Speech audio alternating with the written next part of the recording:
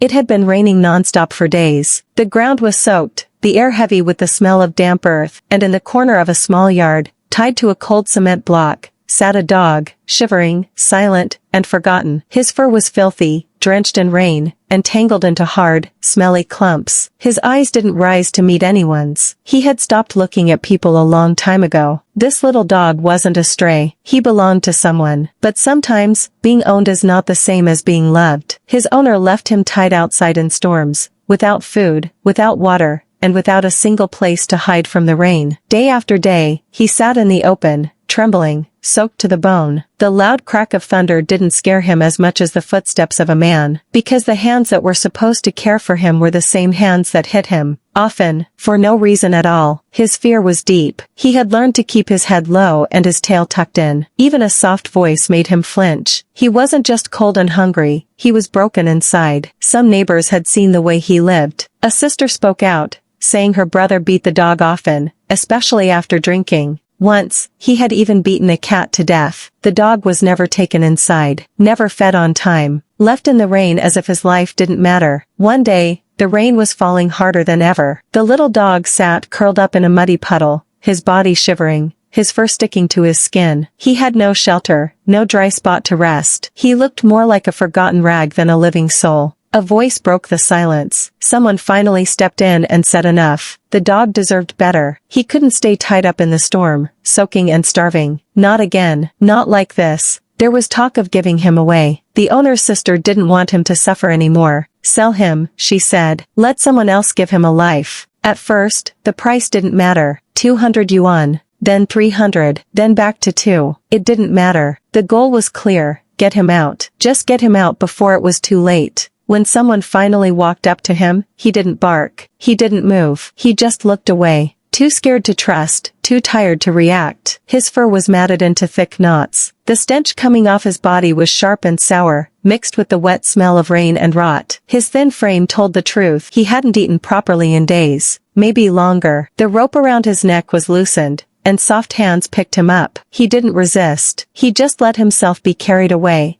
as if he knew it was the last bit of strength he had to give. Clean water was brought to him. He drank slowly, carefully, licking fingers in between sips. His eyes stayed low, unsure if kindness would last. The first bath was gentle. Warm water ran down his muddy fur. A razor was used to shave off the thick mats tangled tightly to his skin. Each knot revealed more patches of raw, irritated flesh. Some spots had already started to go red and swollen. If no one had stepped in, those wounds might have turned worse. But now, the healing could begin. Underneath all the dirt, a new dog began to appear. His fur, once matted and dark, now showed soft, fluffy patches. His face, once sunken with fear, began to soften. He looked like a small bear, round, gentle, and quiet. A dog that had only known fear, now leaned into hands with a shy trust, unsure but hopeful. The wounds on his body could be treated. A medicated bath helped soothe his skin. Creams and gentle hands covered the bare patches. Slowly, the fishy smell faded, replaced by clean warmth. But the wounds inside, the fear, the sadness, the silence, those would take more time. Even so, something had changed. His eyes, once too afraid to meet a gaze, now looked up with a quiet question.